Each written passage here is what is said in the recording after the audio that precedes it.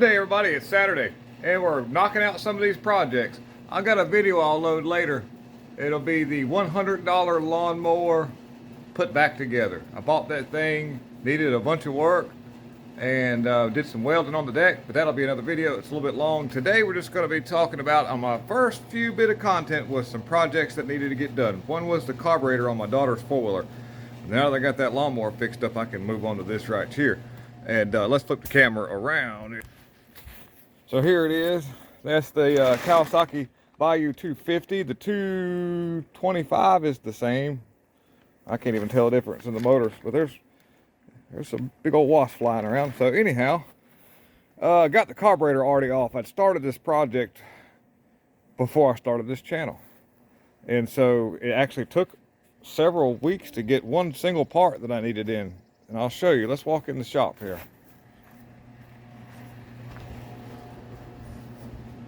I know my shop's got stuff in it, but oh well. It's just my fun shop. I just use it for playing. Here's the carburetor kit. And like I say, I'd already kind of tore into it. And I needed to see what all I needed.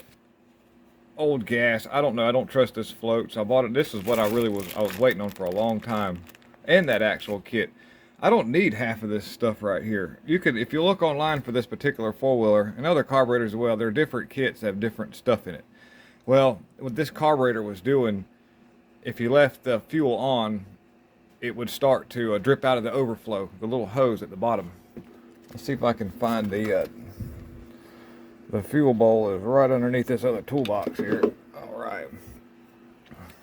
This is the fuel bowl, and you've got two lines coming off of it. You see the little thing in the middle here? That's for the fuel level. If it exceeds a certain level, it will go like a spillway in a pond. It'll allow that fuel to flow out and down this rubber line right here. You'll notice there's two lines. Okay, well the second line is right there at the dump screw. Say for instance, if you wanted to park this four-wheeler, or if you got it deep in some water, you would open that screw and allow fuel to drain out, and that would possibly help get trash out of it and or help winterize it. So if you wanted to just drain it down and let it be so it's not gas just sitting in the bowl. Well, this thing was flooding all the time. Fuel was coming out this part here. And you're not sure really what's causing it. It got worse as time went on. Used to, you could, as long as you were running it, you'd never seen it. But if you parked it and let it sit, it would drip the gas out slowly but surely. And I've worked on these carburetors a lot, and so I knew that this one had a valve, needle valve seat that was removable. You can see by the retainer plate right here. And I didn't want to take it off unless I could find it. I'd still be in the same boat. But anyways, I'll digress on that. But I've already got all the jets removed, which I'll be reusing the original jets. I don't want to use the ones in these sets right here because I don't know if they're going to be identical to the size of the hole for the fuel metering, because these holes determine how much fuel is metered. This thing ran great, perfect, no problems. It was just a little 250 Bayou. It doesn't need to make a ton of power. It just needs to run right. And I don't want to stand a chance on changing up something that comes with this new throttle slide metering rod for your main jet. I'm just going to leave the one that was in it in its factory position. I wanted this kit in particular because of that. You'll notice this is the needle valve in the seat.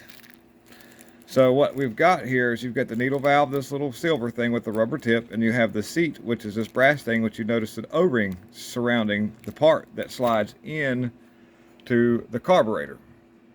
Now, if that O-ring deteriorates and becomes really flat or just goes away, then you're going to have the same issue as a so-called needle valve hanging open or a stuck float, because gas will just bleed right by that. So my main goal was to get that set with this valve in it, and that took several more weeks because I could have gotten all the other kits with just normal stuff, but I didn't need all that. And my jets were fine. You know, I'm always real adamant about using non-ethanol fuel in these motors because they don't get run all the time. Non-ethanol fuel is a lot better. So basically what we're going to do now is pull that retainer plate, which is held in by a Phillips headed screw, get this seat out, and then start reassembling it. We should be on go after that. Are y'all guys ready? Here we go. Well, let's see if I can get this thing to focus. It came out relatively easily. I was excited about that. Come on now. Alrighty, well, the camera's not going to focus today, but that O-ring right there, she's pretty flat. That's a very good chance that's what our problem could have been. However, these styles of floats are made out of a composite that hardens up, and it's got a dense enough material that it's not porous, so fuel's not supposed to soak into that. Let me tell you what happened one time, if y'all got a few minutes here. And I learned this.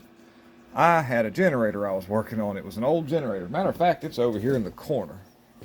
And I've got to find parts for it. I can't find it. It's an old military generator. And this thing, it ran fine when I put it up. And with non-ethanol fuel, I was, it actually started up. But then as soon as it did, it ran for a few minutes and was starting to flood. So I took the carburetor off and looked at it. Everything looked fine. Left it on the, did what I had to do, put it back together, run for a few minutes, and it start flooding. Then what I wanted to realize what was happening was that when I take the carburetor apart and set the float over here on the bench, then it would air dry. All the gas would dry out of that float.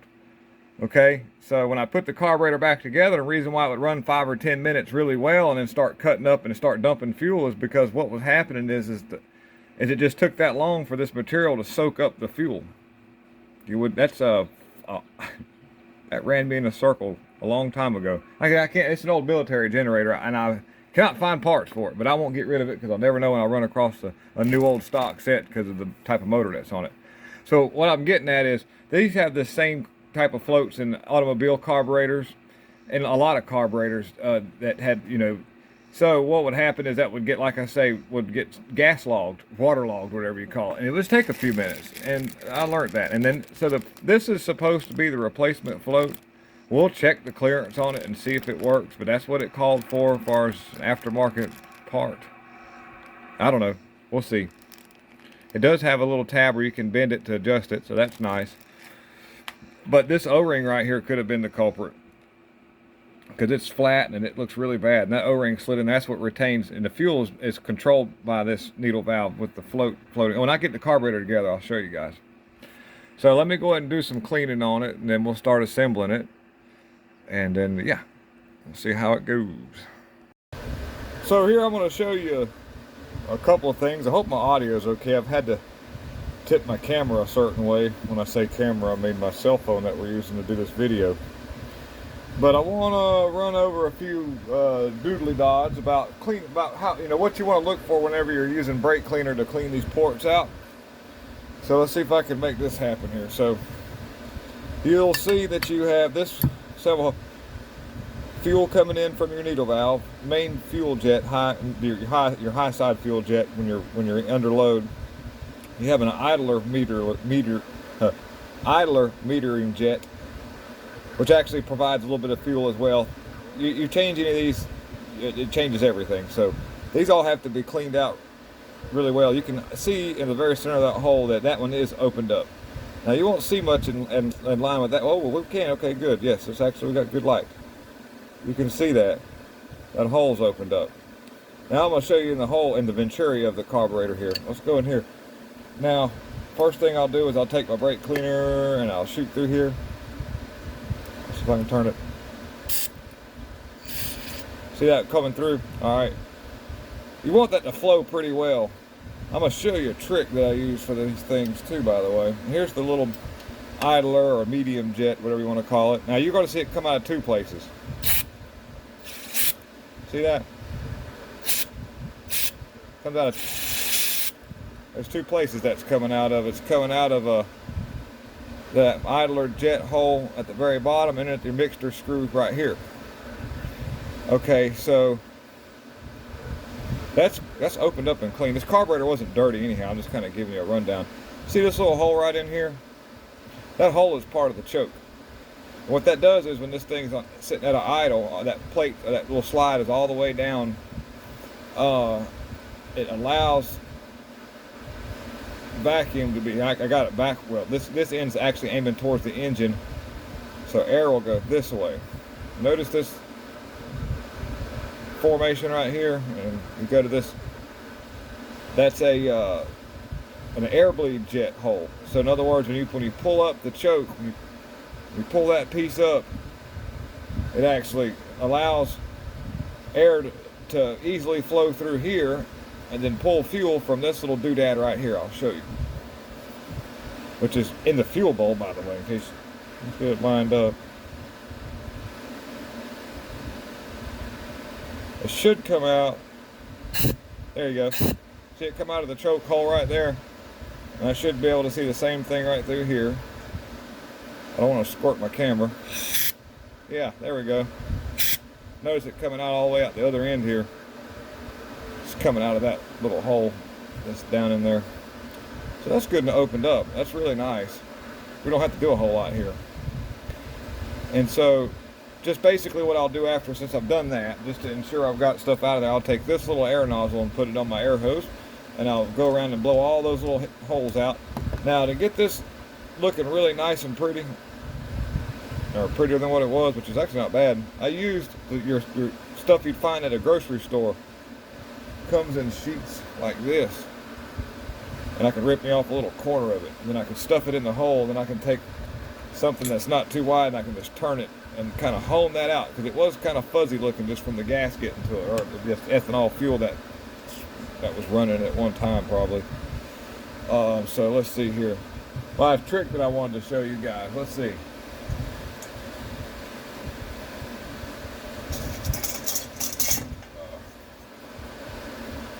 There we go. What I've got here, what I'm using is, this is cable out of a like a bicycle cable. An old bicycle. Everybody's got old bicycle frames laying around. If you're kind of into junk or you know where some's laying at, you can just take and cut and get this center part out. It's really, really good stuff, guys. It's got really stiff, and it's really, really small. And the reason why I'm so in love with that is because if I want to clean out one of these little bitty jets right here, everybody goes to getting a piece of copper wire and they'll try to stick it in there, and it ends up folding up on you, and then sometimes it can even actually jam up and break off in there, and then you're ruined. Then you can't get it out. Now you're just screwed. There's many more methods. You can see it coming out the other side now. There's many more methods to get these things here. Another trick that I use, if I can't get this little small jet to open up, if that hole is, just won't open up, then I am not above taking these things and throwing them in a pot of boiling water on the stove in the house there. These little brass fittings, just throw some water in there, let it start boiling, and then take you some long needle nose and pull it out, then take it out there outside, then you can poke that stuff. It just does something to it. When you heat that varnish that gets inside of these jets up, you can really open them up with just some boiling water. I've done as much as thrown the whole carburetor in, because I couldn't get brake cleaner to come out of that hole right there, because it was actually not ported directly, and this was stopped up, not on this carburetor, but on another one. And I just was at my wit's end, and so I just threw it in some boiling water and let it sit there. Matter of fact, I did it on my wood stove behind me. But if you don't have access to a wood stove, you can use the stove in the house, because I've done that too, because it's quick. It's winter, if it's summertime, you're not firing up the wood stove to do that. So yeah, that's a really good idea. You can use this cable, and if you want it to be bigger, you can just twist it back together. You can make it as thick as you want to go inside of a bigger hole, to clean out a bigger hole. And I use this on automotive carburetors and everything. So this is no more than just bicycle cable that I stripped and got the center of it out. And then pretty much it's all just reassembling this thing. Then we'll do that here in just a minute. I'm going to take my air hose and blow this out real good. That's what I'm going to do, and then we'll be right back. Okay, so here I am with this. This is good stuff right here.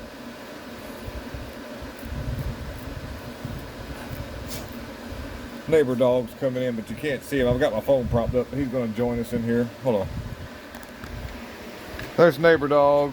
There's Roxanne. Oh yeah, they're hanging out. Neighbor dog's going to get up here and fall out of this chair. Okay, he's good. All right, guys, here we go. Nobody after this.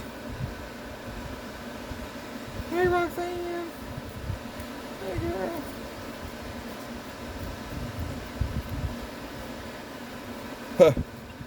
Look at that right there. That's a little better than what it was. Don't want to squirt the dog with brake cleaner.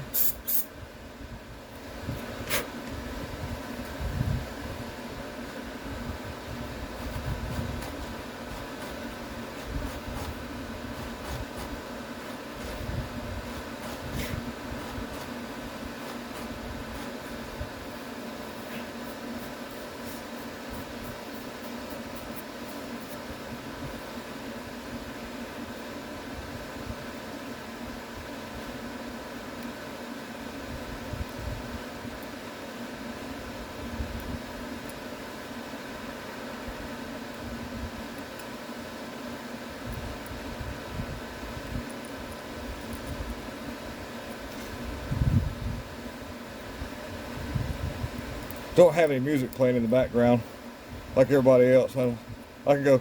That's probably gonna get aggravating. So we'll just do this right here. Just stick with me, guys.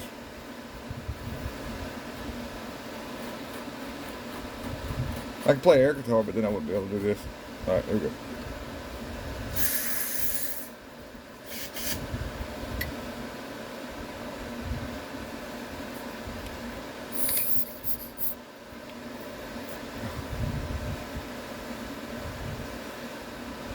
You want to see light through those little holes there. Of course, the way I've got this angled, you will not see. Well, you can see a little bit there.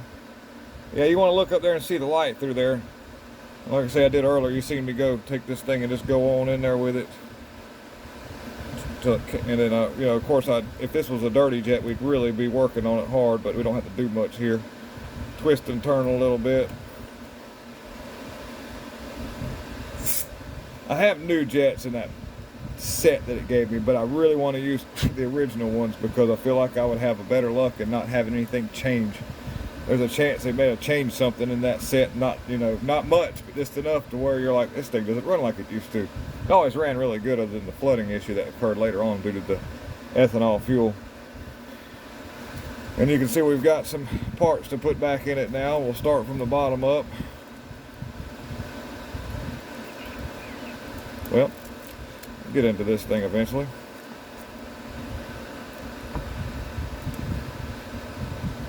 We'll put us a little bit of WD-40 on it.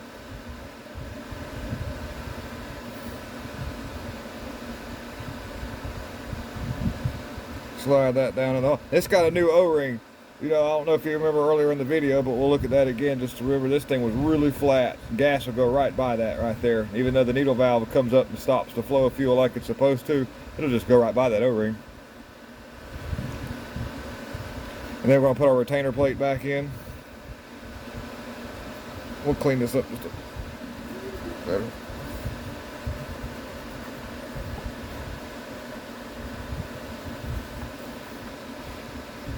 Yeah, looks good right there.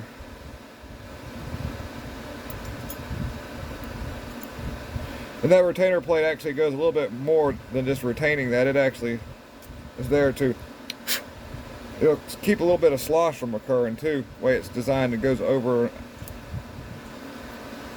kind of keeps slosh from happening, hopefully, probably, maybe.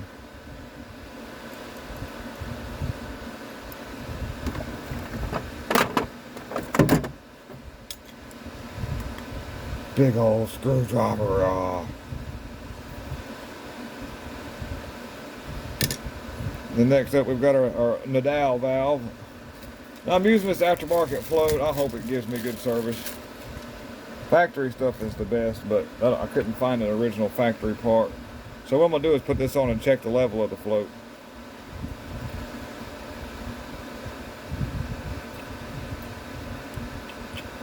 Oh, there. Look at that. That does not fit.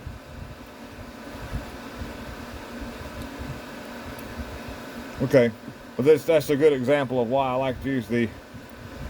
Hopefully that my fuel problem. Remember in the earlier video I said I hope this thing fits because aftermarket stuff sucks. So now I've got a float for something. Anyways, this stuff can get porous, but hopefully our fuel leakage problem was happening right here around that O-ring that wasn't sealing off properly. Maybe, hopefully, maybe. We're gonna try it and see.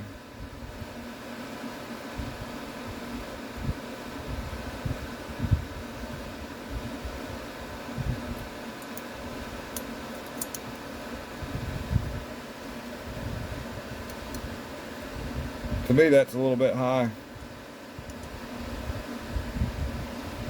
In other words, it's kind of hard. I'm kind of sideways with this, but you can see where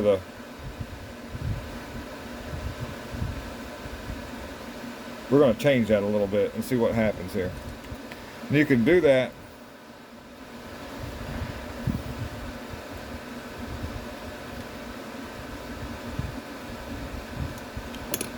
I bent that tab there just a little bit. Let's see how that looks. Yeah, you can see where it stops at. If you can see it down, Down in here you can see where the needle valve reaches its bottom end point. Oh, my little rod fell out. Let's get that back in there.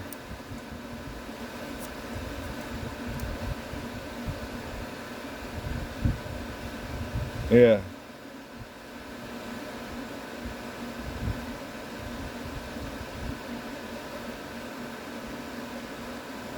There's an adjustment for how far the float drops right there. How far it's going to hang down. You get that too low, then you can have a problem whenever it goes to fuel up. But I believe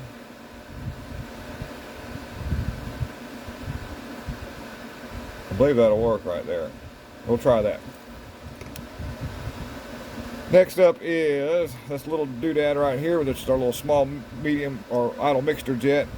And I've got a screwdriver that will fit. This screwdriver is just wide enough to fit down in the hole. And that's what you want. You want to be able to, you want to, taking these out, you want to make sure your screwdriver spans across both ends of that. If it goes off any onto the inside, you're going to swell this thing up and it's going to get jammed in the hole, and you're just going to have to drill it out after that if you're good enough.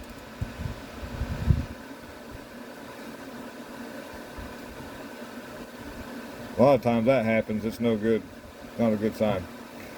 Alright, and so we've got this here jetaroo, and originally it had an O-ring on it around this base right here, but then it got so rotten and hardened up that it just went away.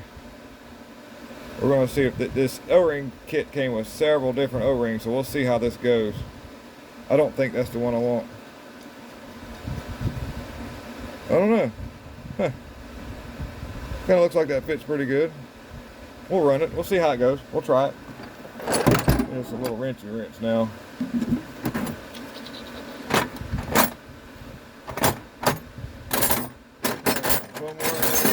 There we go. Get that around. Tighten that up a little bit. You don't have to go super tight, but you want to go tight enough so it doesn't fall out and land in the bottom of the bowl. And make sure you don't have dirt on the end of your tool like that one right there does, because sometimes you can transfer dirt into your carburetor. So don't do like I did, just grab it and use it. Maybe wipe your tool off before you use it. Make that a rule of thumb. These are the do's and don'ts, guys. Now you have this little dealio right here, and this is, if you see these in a carburetor, there's a purpose behind this. You want to reuse that part. You want to put it in the right time. And if I remember right here, it goes on the end of that, and it sits down in here, and that's also another anti-slosh device.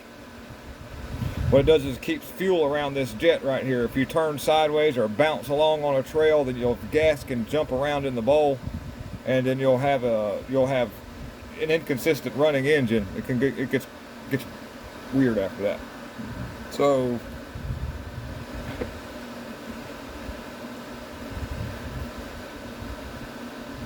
you're going to laugh at me, but I'm really going to keep that same gasket. And here's one right here that's come with the kit. And I would use that if I had a torn or broken gasket. But I use this aftermarket stuff all the time, and I just always am on pins and needles and pins, because these gaskets here kind of collapse more than some of your originals do. So you'll go in there and snug all your screws up like you want to, put it all together, and later on you see a leak around the bowl, and you have to give the screws a quarter or a half a turn to tighten the bowl back up, because the gasket collapses and you can't get to the screw to take the carburetor back off. So this gasket's already been seated. There's no tears in it. And so if you're doing this in the yard and you're not going to buy a carburetor kit, you're just going to, you want to just clean out the stuff that's in there. You can, as long as you're really careful, you can reuse that bowl gasket. And a lot of times, like I say, if it looks that good, I'm going back with it. This can cause you issues later because it collapses a little bit. Aftermarket stuff is just not what it is like it used to be. And I'm just going to make sure that I've got a little something. That's not dirt. That's just part of the cast aluminum that's kind of down in here. I was just scraping that, looking at that. Looks really good. We're just going to brake clean it and blow it out.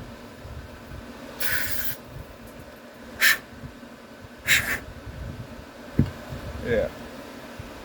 Now we'll just put that bowl back on. Well, okay, before we do that, let me put this little small jet back in here, because it won't make a difference, but I'm just going to keep it in the steps. We're ready to go back with it anyhow, so let's see. There's a combination to this little thing here, and I counted the turns, and it was a turn and a half. So what you want to do before you take this out You want to turn it, you want to position your screwdriver so that you can see the position of where you're at and kind of note what end of the tab you want to, and you count it in. You go, if your engine was running right, idling good at one time, but then all starting, this didn't come out of adjustment. So you can use the counts of this to get you right where you need to be, close enough. So I had to count this thing two and a quarter turns. So I went, if I say where my thumb is right here, I'd go 1, 2, or 1 there, and then 2, and then a quarter, which would be something real right there, close enough. So I know I turned it in that far, so that means that what I'll do with this next run is I'll put this jet in there, and I won't go hard, but I'll turn it all the way until it stops, and then I'll back it off the 2 and a quarter turns that I turned it in from the original setting, and then that gets you really close. And then you're going to put this little spring on here, which is what is part of that, because that spring kind of keeps tension on this, because this doesn't get snug down. It's actually using this tapered adjustment right here to meter the fuel properly for your idle mixture. And there's a little O-ring that goes in that. Now, trust me, like we said before, you can see that this kit comes with a spring and some other stuff. All I want is the O-ring out of it. I want to use the original spring if I can. I like the original stuff. I'll save it unless I need it. Now, you'll put, get this order right here, you'll put this insulator washer so that when you tighten it down, it doesn't tear your O-ring. The O-ring goes in behind it. That seals vacuum off. Without this O-ring on here, I got a hair on that sucker. Let me get it off. Without this O-ring, you can leak a small amount of vacuum, and that can make it idle sort of funny. And then what we'll do is we'll put a little WD-40 on it.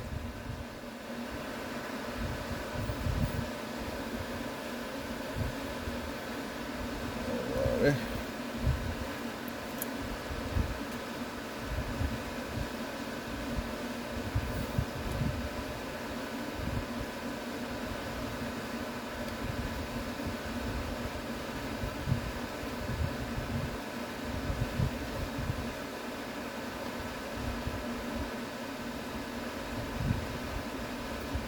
So I'm going to note this side of the screwdriver right here, guys.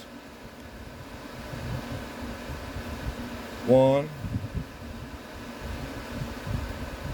2 and a quarter. So that means I'm going to put this right there. That's about a quarter of a turn there, close enough. If that was a half a turn, I would go all the way to here.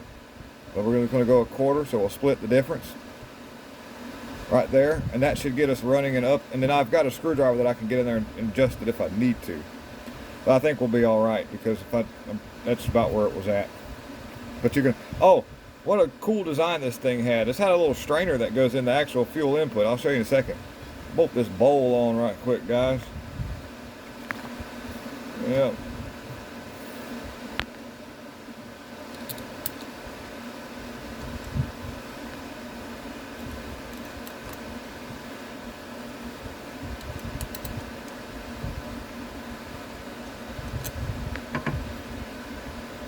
Screw the bowl on, not bolt it on, whatever.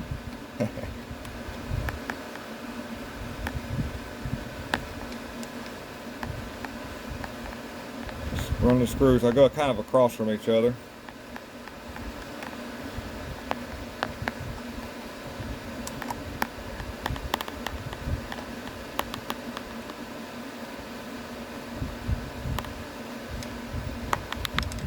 Not getting crazy with it yet. I'm just kind of seating it right on down in there.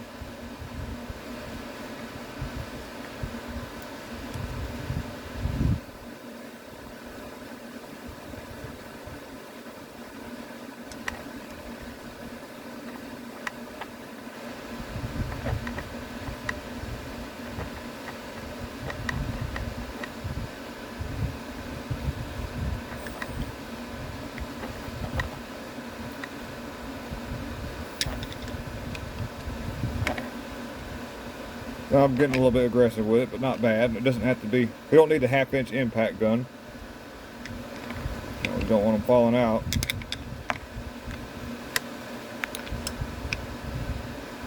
And then a quick test I'll give it once I put the bowl on. Let's make sure the float's free and I didn't jam anything up. I'll shake it and listen. You can hear that shaking around. That's a good sign. Shake it up. Alright, anyways, I bet I'll get a copyright strike if I'm not careful. But this little strainer was in this right here, and that was really cool. I don't see that very often on ATVs, but I've had this 4-wheeler for a long time, and I've never done anything to it. And so apparently that's factory original stuff there. What you can do is you can check to see if your float's working by blowing in the end of this and turn it upside down. If you blow into it and you can't blow any out when it goes upside down, that means your float's sealed off when it went upside down. That means you don't have an immediate leak right away. That's a good sign. It's just functioning properly. Yeah, we're ready to get this thing put back on now. Here's the deal. I started this. Let me flip the camera around here. Okay, hold on. Well, that way we can look. Let's see. Let me put it where I'm. Okay, it's hot out here, so yes, I'm scantily clad, but anyways, we'll keep it PG. So I started that project before I started this channel, so reassembling it. But if you needed a guide on disassembly of that, you can comment in the sections and all that, and I can talk you right through that. It was really easy getting that carburetor off. You just had to, we'll flip the camera around just here. All right, there's some, all right. So to get this carburetor off, I needed to get access to a couple of things, and of course I just unscrewed that off at the top and I laid it over the side very carefully. It's got a little ringy ring that you want to put back, a little sealy seal. I pulled the gas tank off. I just took the fuel cap off. That plastic cover came off. Then I could get to the bolts that were right here, and then there's a couple that went through right over here, and I was easy to get to because all I do is just reach right through with an extension. And I got the 2 bolts out that hold the gas tank in, or the ones that came up through here. So wasn't bad. Seat just pops right off with a little piece on the back here. You pull this little pull string right there, and that releases the seat so you can take it off. And the air box bolts right in. You just had to move the air box, and that wasn't hard at all either.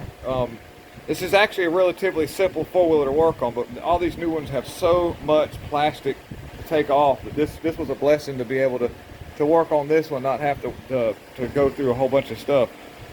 So here, we'll flip the camera. Set us back up over here. Yeah, all right. So yeah, I'll go ahead and assemble this thing and all, and I really, really thank all you guys for tuning in and watching. Sorry for all the fan noise in the back, but it's right there. It gets warm over here in North Carolina, guys. So yeah, anyhow, thank you again very much. Lots of love. God helps them who help.